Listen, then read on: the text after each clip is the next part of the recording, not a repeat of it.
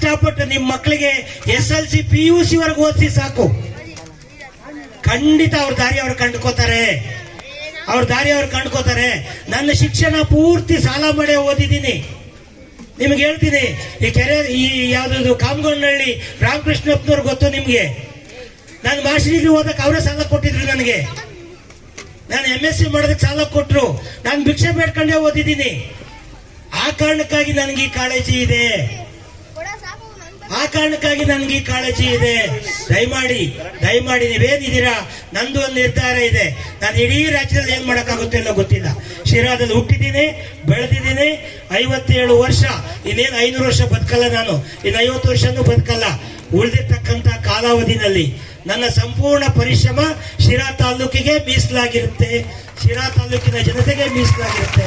ನನಗೊಂದು ಆಸೆ ಇದೆ, ಎಲ್ಲ ರೀತಿ ಜನ ಆಶೀರ್ವಾದ ಮಾಡಿದ್ರೆ ಈ ತಾಲೂಕಿನಲ್ಲಿರ್ತಕ್ಕಂಥ 257 ಗ್ರಾಮದಲ್ಲೂ ಕೂಡ ಈ ರೀತಿ ಶಾಲೆಗಳನ್ನು ಕಟ್ಟಬೇಕು. ಈ ಸರ್ಕಾರ ಇನ್ನೊಂದು ಗಂಟೆ ಅಂತ ತಂದುಡ್ತಾ ಇದೆ. ಹೇಳಬೇಕಿದನ್ನ. ಪಂಚಾಯತಿಗೊಂದು KPS ಶಾಲೆ ಮಾಡಿ. ಈಗ ಆಲ್ರೆಡಿ ಇದಕ್ಕೆ ಪ್ರಿನ್ಸಿಪಲ್ ಸೆಕ್ರೆಟರಿ ನಮ್ಮ DDP ಹೇಳ್ತಾ ಇದ್ರು. ಈ ಕಟ್ಟಡ ಫೋಟೋದಲ್ಲಿ ನೋಡಿ ಅವ್ರು ಹೇಳ್ತಿದ್ರು, ಇದನ್ನು KPS ಶಾಲೆ ಮಾಡೋಣ. ನಿಮ್ಮ ತಾವರೆಕೆರೆ ಶಾಲೆ ಏನಾಗುತ್ತೆ? KPS ಶಾಲೆ ಆಗುತ್ತೆ. LKG ಇಂದ PUC ವರೆಗೆ ಇಲ್ಲೇ ಶಿಕ್ಷಣ ಸಿಗುತ್ತೆ. ಅದು ಒಳ್ಳೇದೇ. ಆದ್ರೆ ನಮ್ಮ ಸೋರೆಕುಂಟೆ ಸ್ಕೂಲ್ ಏನಾಗಬೇಕು? ನಮ್ಮ ಹುಚ್ಚಿನಕುಂಟೆ ಸ್ಕೂಲ್ ಏನಾಗಬೇಕು? ದೇವಸ್ಥಾನದಲ್ಲಿ ಗಂಟೆ ಬಾರಿಸ್ಬೇಕು, ಹಾಗೆ ಶಾಲಾ ಗಂಟೆ ಕೂಡ ಬಾರಿಸ್ಬೇಕು ತಾನೆ. ನಾಳೆ ನೀವು ಇನ್ನೊಬ್ಬರ ಪ್ರೈಮರಿ ಸ್ಕೂಲ್ ಎಲ್ಲ ಮುಚ್ಚಿಬಿಟ್ರೆ ಸ್ವಾತಂತ್ರ್ಯ ದಿನಾಚರಣೆ ಮಾಡೋರು ಯಾರು? ಭಾರತ್ ಮಾತಾ ಕಿ ಜೈ ಹೇಳೋರು ಯಾರು? ಕನ್ನಡ ರಾಜ್ಯೋತ್ಸವ ಮಾಡೋರು ಯಾರು? ಹಳ್ಳಿನಲ್ಲಿ ಯಾರು ಮಾಡ್ತಾರೆ? 46,000 ಶಾಲೆ ಇದೆ ಈ ರಾಜ್ಯದಲ್ಲಿ. 46,000 ಶಾಲೆಯಲ್ಲಿ 6,000 ಶಾಲೆ KPS ಮಾಡಿ 40,000 ಶಾಲೆ ಮುಚ್ಚಕ್ಕೆ ಹೊರಟಿದ್ದಾರೆ.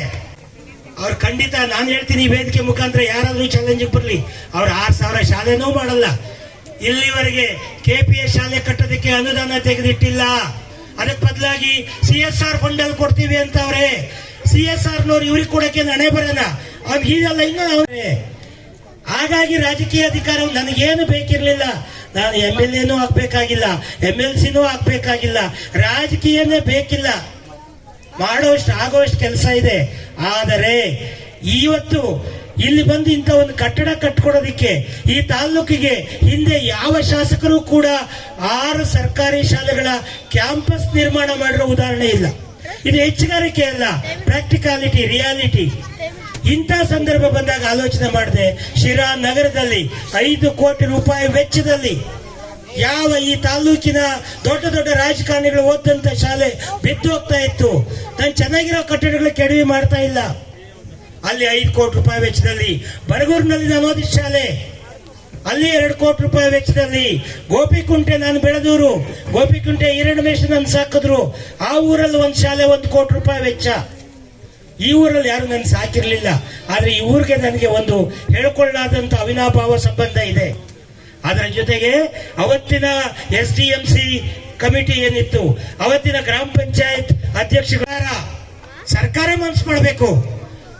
ಶಿಕ್ಷಣ ಮೂಲಭೂತ ಹಕ್ಕು. ಡಾಕ್ಟರ್ BR ಅಂಬೇಡ್ಕರ್ ಅವರು ಸಂವಿಧಾನದಲ್ಲಿ ಕೊಟ್ಟಿದ್ದಾರೆ.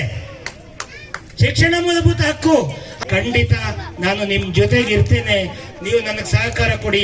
ಒಂದೇ ಅವಧಿನಲ್ಲಿ ಈ ತಾಲೂಕಿನ ಎಲ್ಲ ಶಾಲೆಗಳನ್ನು ಕೂಡ ಹೈಟೆಕ್ ಶಾಲೆಗೆ ನಿರ್ಮಾಣ ಮಾಡಿಕೊಡ್ಲಿಲ್ಲ ಅಂದ್ರೆ ನಾನು ರಾಜಕೀಯದಲ್ಲಿ ಮತ್ತೆ ಉಳಿಯೋದಿಲ್ಲ.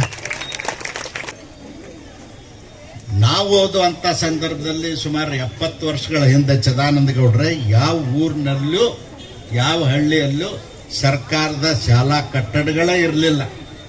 ನಿಮ್ಮಂತ ಯಾರೋ ಒಬ್ಬರು ಗೌಡ್ರು, ಶ್ರೀಮಂತರು, ಕುಲಕರ್ಣಿಯರೋ ಊರು ಬಿಟ್ಟು ಹೋದವ್ರ ಮನೆ ಖಾಲಿ ಇದ್ದಲ್ಲಿ ಸ್ಕೂಲ್ಗಳನ್ನ ನಡೆಸ್ತಿದ್ರು.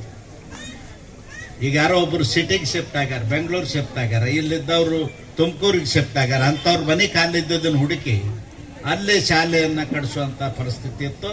ಮತ್ತು ಊರಲ್ಲಿ ಹನುಮಂತೇವ್ರ ಗುಡಿ, ನೀವೇನಂತೀರಿ ಹನುಮಂತೇವ್ರಲ್ಲಿ, ಆಂಜನೇಯನ ಗುಡಿ ಒಳಗ ಮುಂದಿನ ಹೊರಾಂಗಣದೊಳಗೆ ಕುಂದರ್ಸಿ ಕಲಿಸುವಂತ ಪರಿಸ್ಥಿತಿ ಇತ್ತು. ಇನ್ನೂ ಮಕ್ಕಳು ಎಚ್ಚರಾದ್ರ ಆ ಮಾವಿನ ಮರನೋ, ಬೇವಿನ ಮರನೋ, ಹುಣಸೆ ಮರದ ಕೆಳಗೆ ಕುಂದರ್ಸಿ ಕಲಿಸುವಂತ ಪರಿಸ್ಥಿತಿ ಒಳಗೆ ನಾವಿದ್ವಿ. ದೇಶದ ಪರಿಸ್ಥಿತಿನೂ ಹಾಗೆ. ಇವತ್ತು ಅಟಲ್ ಬಿಹಾರಿ ವಾಜಪೇಯಿ ಅವ್ರನ್ನ ಸ್ಮರಿಸಬೇಕಾಗ್ತದೆ.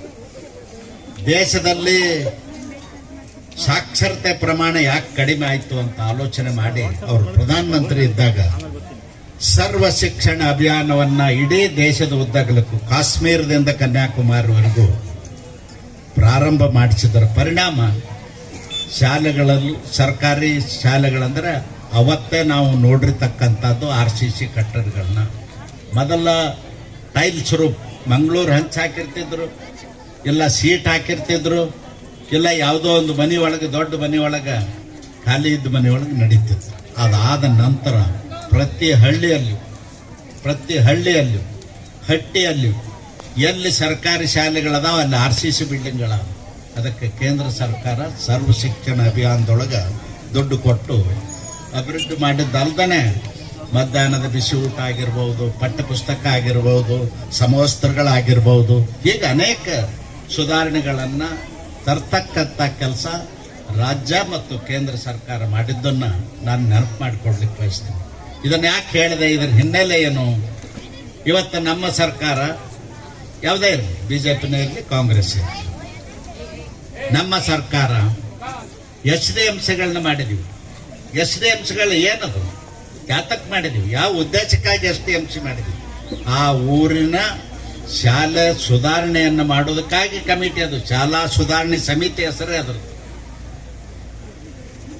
ಅವರು ಊರಿನಲ್ಲಿರ್ತಕ್ಕಂಥ ಶಿಕ್ಷಣ ಪ್ರೇಮಿಗಳನ್ನ, ಶ್ರೀಮಂತರನ್ನ, ಉಳ್ಳವ್ರನ್ನ ಭೇಟಿ ಮಾಡಿ ಅವರಿಂದ ಸಹಾಯ ಪಡೆದು ಶಾಲೆ ಸುಧಾರಣೆ ಮಾಡತಕ್ಕಂಥ ಪ್ರಯತ್ನವನ್ನು ಮಾಡಬೇಕು.